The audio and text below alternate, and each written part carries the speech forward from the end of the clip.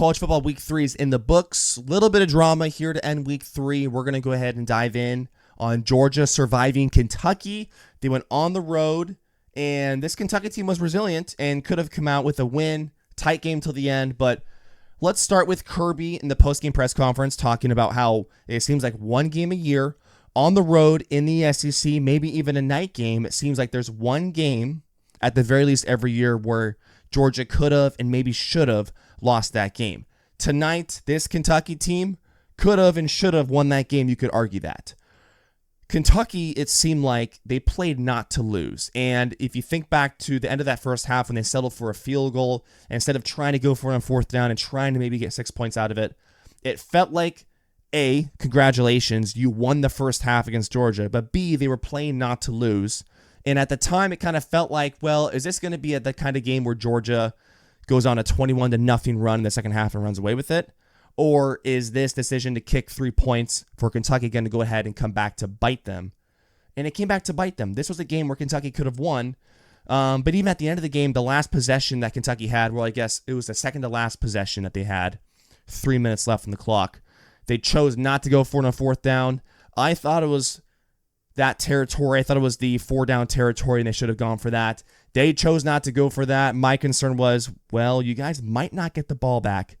They did get the ball back, but with very minimal time left on the clock. So those decisions to kick the field goal, to punt the ball and not go for it on fourth down, it really felt like Kentucky was playing not to lose.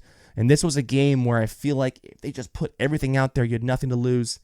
I don't know if they would have come out with a win, but I don't feel like they put themselves in the best position to win this game. For Georgia, you survived, you move on. That's all you can do. Try to get better, look at the film, and move on to next week. Let's go into Texas. They rolled UTSA today, but the bigger piece of news coming from Texas is that Quinn Ewers was hurt. He left the game with, I think, an abdomen strain. Arch Manning took over, had 270 total yards, 5 total touchdowns, whatever. He looked great. So, we know what Arch Manning can do. We haven't seen a ton of him, but I think a lot of people are confident in the Texas quarterback room and knowing the future of that room and how it's going to look once Quinn Ewers leaves.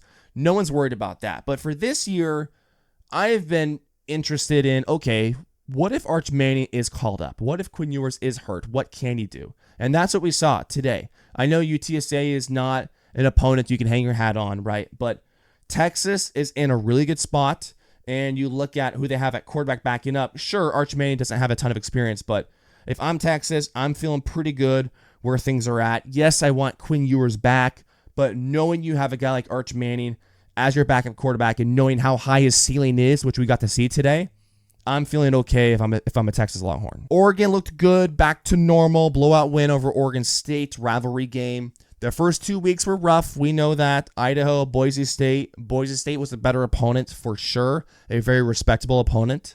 But we knew that the stats and what they were doing offensively, it was weird because Oregon and Dylan Gabriel are putting up really good numbers. Tez Johnson, Evan Stewart, those guys are freaks and they're playmakers on the outside, but they weren't blowing teams out and they were scraping by in the first 2 weeks. This was a dominant win today. Everything is not, all of a sudden perfect now with Oregon, but this is the exact type of game that you wanted to see out of Oregon, and they got the job done. Alabama looked good on the road in Madison, Wisconsin. For me, with Wisconsin, when they struggled with Western Michigan earlier this year, that was kind of my telltale sign for, okay, Wisconsin might be too much of a contender here. And I don't mean contender like national championship contender, but just a team that can compete with the big dogs, knowing that there are schools like Ohio State in the conference, and then Alabama's on the schedule early on in the year. Jalen Milroe had a big game, looked really good. Heisman case, that's off and running. Alabama was the better team. Wisconsin has work to do, but Bama is rolling and looked really good today. Speaking of looking good, Tennessee put up 65 points at halftime on Kent State.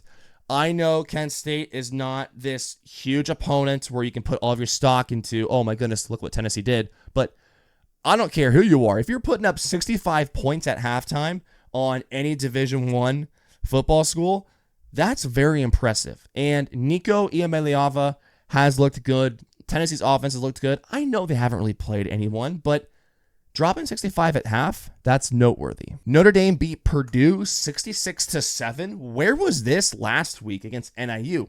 I mean, it looks like a different team. They came out fast. They dominated that game. They ran away with it.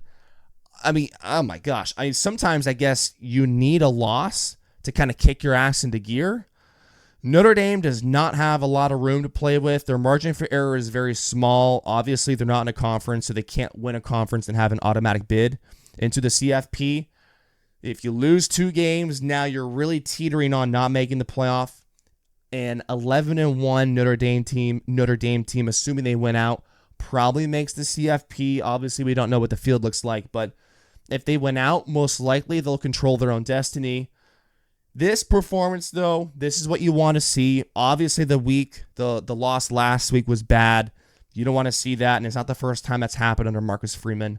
But this was a dominant performance and just gives you a little bit of confidence back into Notre Dame and that Marcus Freeman maybe is the guy for the job. But again, I'm not going to get caught up in believing in Marcus Freeman just for him in Notre Dame to lose another bad loss. So let's see how it plays out. But this was the bounce-back dominating win that you wanted to see for the Irish. All right, so we're going to end with revised rankings. Here's my top 10 rapid fire. Post week 3 top 10 going into week 4.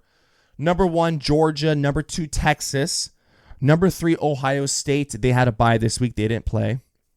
Number 4, Alabama. 5, Tennessee. 6, Miami. 7, Ole Miss. 8, Oregon. 9, Penn State. And number 10, USC.